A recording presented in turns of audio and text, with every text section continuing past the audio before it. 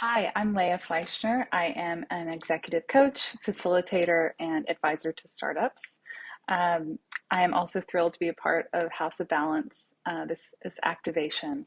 And today I'm going to start by telling you a story about how I came into this space, and then have a little exercise that hopefully you can do with your friends and those who are with you during this trip.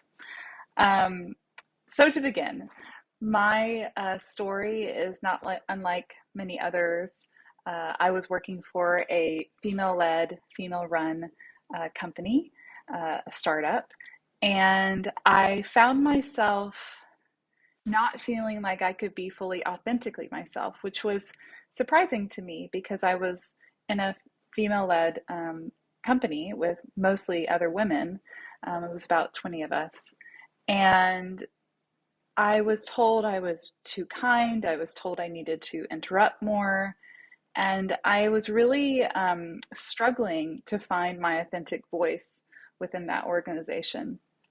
And I ended up leaving the organization and I left brokenhearted, quite honestly. I was very passionate about the mission. I was very passionate about the CEO who was there and leading us forward. And I became very curious about what went wrong. What went wrong for me? What was my part in this story? Because we always play a part. Although I think at that time I was very much in the victim mindset, and also like what was happening within the organization that wasn't working. And like many of us, I had a chip on my shoulder, so I didn't start off, um, you know, being honest with myself and being honest around what was happening. I started off just kind of going to the next thing. And it wasn't until I went on my path as a coach that I ended up stumbling across a book called Shakti Leadership. And that really stirred in me this question of how we can lead better in a balanced way, and specifically in the balance of masculine and feminine. And I personally detach this from gender, but I think that it's open to interpretations. So part of what I have done is I went through this journey of where my balance is in the masculine feminine. And in this particular organization, I think I was leaning in my feminine and perhaps even unhealthy feminine side of myself, maybe even some victim stories and things like that. Whereas maybe some of the leaders in the organization were in their unhealthy masculine. And it caused this environment of toxicity, environment of lack of progression.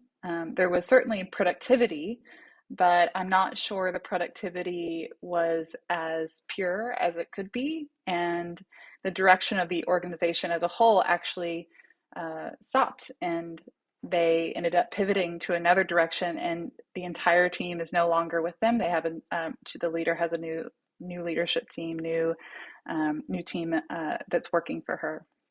And for me, I ended up going on this journey of self-discovery, which was a challenging one and is still not over. But where it brought me to is I ended up stumbling across this article around 28 different competencies in leadership in the feminine expression and in the masculine expression. And this truly was groundbreaking to me to look at different leadership competencies and see that, entrepreneurship, for example, that actually entrepreneurship is um, more successful when you're operating from your feminine than your masculine. But leading the direction of an organization can be more successful in your masculine expression. So what it really comes to is that each of these different leadership competencies helps us check in with ourselves and notice, where are we in this? Are we out of balance? Do we lean more to the feminine? Do we lean more to the masculine? Is one better than the other? I would say that it's something that is worth exploring more. And if you feel like you're in your masculine more than your feminine, and that doesn't feel authentic to you, then that's where you're probably out of balance. So I now work with, I facilitate conversations around this, and I also coach leaders in this specific area and really help them understand where they're out of balance. And so with that, I'll give you a couple examples, and then hopefully you can take this and run with it and look at the leadership competencies, and which will be shared, and see where you fall in the line of feminine and masculine expression of these different competencies. So an example I'll give, one is listening, and I think that this is a really great example because so often we hear that, I feel like you hear it quite often, that women are better listeners than men. And to me, I think, why is that? Or why is that an assumption? And where is that assumption coming from? And so if you look at this specific leadership competency, listening in the feminine expression is the ability to listen with the intention to integrate. Whereas the masculine expression is to listen and decide whether you want to integrate it or not. So the difference between those two is, if you are listening with the intention to integrate, I'll give you an example. So let's say that you're a leader within your organization, and you've assigned someone a task that you would like to be completed by that day. And they come in and they say to you, I am so sorry. I'm not going to be able to finish this task today. I'm going to have to go home. My son is sick, and I need to go take care of them. Someone who is listening with the intent to integrate in the feminine expression would notice all the nuances of what was shared, and might ask, "Oh, I'm so sorry to hear that. How's your son? When do you think you can have this task done, or do you need me to take it off of your plate?" The person who is listening with the decision to integrate might just hear, "Okay, he's not going to have done what I've asked them to have done, and that's data for me, and I either need to take this task to someone else, or I need to finish it myself," or something like that, and doesn't notice all the other information that's shared, and doesn't integrate that information as valuable information. So there are times that each of these are really valuable.